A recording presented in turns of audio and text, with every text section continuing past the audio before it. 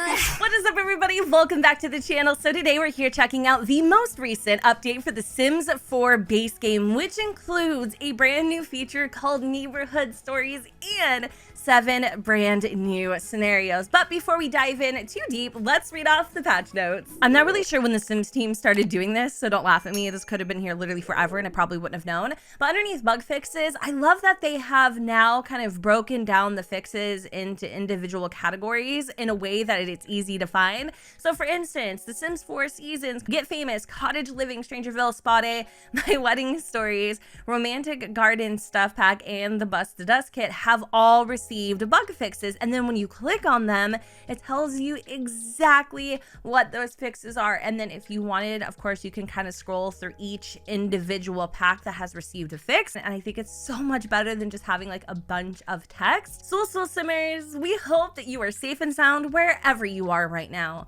Today's update includes a range of bug fixes, several new scenarios, and the expansion of Neighborhood Stories as a configurable system that applies to neighbor sims throughout your game. As usual, thank you for your continued support and feedback, and most importantly, have fun. What's new? Play with Neighborhood Stories. Ever wonder why those sims next door never move out or expand their family or die from causes other than old age? Well, Neighborhood Stories is the answer. Last November, we rolled out an update for everyone that added a set of life changes for neighbor sims who have a personal connection to your active household. With this release, Neighborhood Stories expands to breathe more life into the sims around your town without your sim even having to know them. They're your neighbors or your sims that live across town or even across the world. The sims you don't actively play now have story moments that happen to them. This includes allowing a neighbor sim to die in accidents, have an adoption or baby, make changes in their career, or move in and out of lots. But maybe you're saying, I like the pancakes the way they are. I don't want them to move or have children. That's not my story. Don't worry, Neighborhood Stories can be enabled for all sims in my household or other households or an individual basis per household. Not only that, but each type of story can also be turned on or turned off individually. So you can turn off the pancakes from moving out or having children, but Bob can still change his career or die in a fiery accident. To change configurations, just select Manage Worlds in the options menu and then select Manage Households. From there, you can choose either My Households or the other households and then configure the Neighborhood Stories by selecting the button at the top right for all the households in that tab. Or you can configure them separately per a household using the Neighborhood Stories button in each household. To see what changes have been taking place each day, go to the mailbox and select Check Recent Neighborhood Stories. A notification will appear letting you know what changes have happened. See what's happening to sims around the world, no matter who they are. New scenarios now available with existing household support in select scenarios. Would you like to try out some brand new scenarios? With today's base game update, you can. We've added 7 new scenarios to The Sims 4. When you boot up the game today, you'll have access to Too Many Toddlers, Troublemaker, Rom-Com, Super Rich Supervillain, Extraterrestrial Researcher, Unlucky Chef, and No Skills, No Problem. In addition to these scenarios, we've updated the feature to add existing household support to select scenarios. You'll also notice several tweaks and improvements to various aspects of this feature. Take these new scenarios for a spin today. Another thing that I've noticed with scenarios is they've now added in a place where it tells you the difficulty. For instance, Too Many Toddlers, the difficulty is intermediate, whereas Unlucky Chef is hard, and Troublemaker is apparently easy. I love that, so you kind of have like an idea of what you're getting yourself into. I'm not going to read off every single one of these challenge scenarios, but you guys can kind of see what they look like in game. And I'm not going to lie, they actually seem really fun, especially the Super Rich Supervillain. The themes are fortune and careers, and the difficulty is intermediate. Working as a secret agent can make a sim cynical about the world, but it also means a lot of time spent wearing glamorous clothing, playing high-stakes poker, and being very picky about how your drinks are prepared. That luxurious lifestyle is appealing, but why settle for just being rich when you can also be villainous? Household funds will be set at 0 after moving into a lot. The requirement is one sim who is a young adult or older, and the potential outcomes are having 500,000 simoleons while in the villain branch of the secret agent career. Another scenario that caught my eye was the extraterrestrial researcher, which the themes are collections and skills. It's kind of an intermediate level scenario. A sim obsessed with outer space knows we cannot be alone in the universe, and this sim is determined to discover all there is to know about extraterrestrial creatures. Unfortunately, getting into space isn't so easy. You need a lot of spare time and possibly money to go looking for these mysterious critters.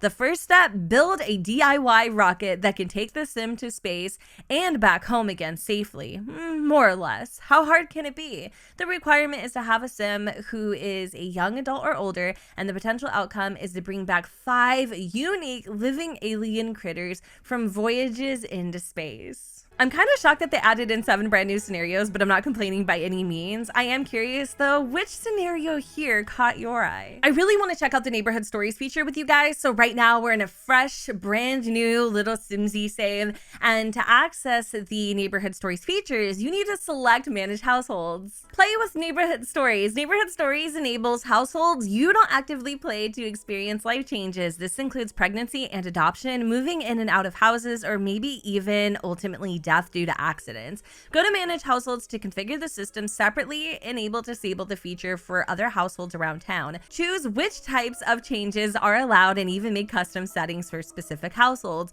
To see the latest changes each day, go to a mailbox and check recent neighborhood stories. Visit your neighbors to see how their lives change and develop over time. Check out the neighborhood stories lesson to learn more. Off camera, I took a moment to look at the neighborhood configuration settings, and just based on my first impression, this was really well thought out. There are so many ways that you can configure neighborhood stories to kind of work for you. The first way is by setting it individually by my household. You could also do other households individually too, the ones that you don't play with. But for instance, say we wanted to go around and edit the Banks family. So we have their name, and then we can also enable or disable neighborhood stories. There are a bunch of categories that we can choose from, surprisingly. For instance, they can die in accidents, adopt a child, adopt cats and dogs. I'm kind of banking on the fact that this is probably contingent on if you have cats and dogs, whether this will show up or not, but they can also leave a career or join one, or even retire as well. They can also move in and out and have a baby. I would like to see getting married and things like that in here, but for now, this is actually a pretty full set, at least in my opinion, and I think you can also pick and choose which ones you want. So for the Bank family, let's just say I wanted them to die in accidents. Maybe I didn't want them to have any more kids, but I would totally be open to them, adopting a dog or a cat, or leaving and joining a career, or even retiring when the time came. So I can select that. And then once you have selected or configured their neighborhood story, there will be like a little blue tab up here. So I love that you can actually set those preferences for each individual household, whether you play with them or you don't. However, if you wanted to edit it as a collective, all you needed to do is just hit this little tab here, which will basically configure neighborhood stories for all of the households underneath my household. And then again, you would kind of just do the same thing. You'd pick and choose or select all of them. It's completely up to you. And then moving on to other household, the same exact thing goes. You can edit them individually. Let's just say, for instance, I wanted the Zuri family to, maybe have a baby, adopt a child, maybe not move anywhere necessarily or leave any type of career or join one, but maybe I just really wanted them to focus on their family. I could do that. Or of course, again, I could just go in here and kind of make it a free-for-all and enable and disable all of the neighborhood stories for households outside of my own. So I really, really, really love the configuration options. If you guys already stuck with me through the patch notes, then you already know that if you click on the mailbox and hit check recent neighborhood stories, basically it'll give you a little synopsis of what has occurred already. Now it says nothing of note has happened recently, check back tomorrow. But here's the thing, I was playing for less than 24 hours as Kayla, and earlier I actually did have some activity. Minerva Charm in the Charm household is now a sitcom rom star in the actress career. So you don't really have to wait that long for the neighborhood stories to start taking place. And I think that is literally the coolest thing ever. So in a sense, it really is like story progression. So I'm gonna have Kayla kind of live her life right now. She's eating some salad, sitting next to Snap, and we'll see if anything else happens. It's been about 24 hours and so much has happened in our save. Ultimately, Kayla and Johnny actually have a budding romance. Listen, I had to keep myself entertained for 24 hours, so I just kind of went with the flow, and he seemed very genuinely interested in her, and turns out she kind of likes him back. But something I did notice here over on the mailbox, when you click check recent neighborhood stories, you sometimes will get a prompt or a notification that something has changed. So for instance, the first prompt that I had gotten was Del Sol Valley, the Dudeplex household recently moved out, and then I hit it again and it said Del Sol Valley, a child was adopted by the Gilmore Gurus household, and then I kept clicking it and basically a whole bunch of crap just kept popping up. So even if you get one notification, keep clicking it until it says nothing of note has happened recently. Check back tomorrow because chances are there could be more things that are happening that you missed. I mean, we had so much happen. The Dreamer household moved to Mount Como.